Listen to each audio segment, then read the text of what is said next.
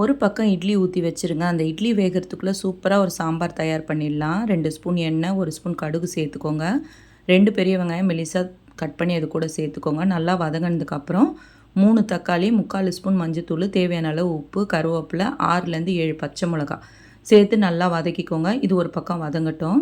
இப்போ ஒரு மிக்ஸி ஜாரில் 1 கப் பொட்டுக்கடலை சேர்த்துக்கோங்க. நல்லா மிக்ஸியில் பவுடராக அரைச்சி எடுத்துகிட்டு வந்து 2 கிளாஸ் தண்ணி விட்டு கட்டி இல்லாமல் கலக்கிக்கோங்க. கலந்ததுக்கப்புறம் அதை வந்து நம்ம வதக்கி வச்சுருக்க வெங்காயம் தக்காளியில் வடிகட்டி சேர்த்துக்கோங்க. இந்த மாதிரி சேர்த்துக்கும் போது திப்ப திப்பையாக இல்லாமல் இருக்கும். நல்லா கலந்து விட்டுட்டு உடனே தண்ணி சேர்த்துக்கோங்க. இது வந்து உடனே கெட்டி ஆகிடும். தேவையான அளவு தண்ணி சேர்த்து ஒரு 5லேருந்து 10 நிமிஷம் கொதிக்க வச்சுட்டு ஃபைனலாக கொத்தமல்லி தழை தூவி இறக்குனிங்கன்னா கம கமன்னு சாம்பார் ரெடி ஆகிடுங்க. இதுக்கு எந்த இன்க்ரீடியன்ஸும் தேவையில்லை. சூப்பராக இருக்கும் டேஸ்ட்டு. கண்டிப்பாக ஒரு வாட்டி ட்ரை பண்ணிவிட்டு கமெண்ட்டில் சொல்லுங்கள். இட்லி, தோசை, சப்பாத்தி, பூரியோட பிரமாதமாக இருக்குங்க. தேங்க்யூ.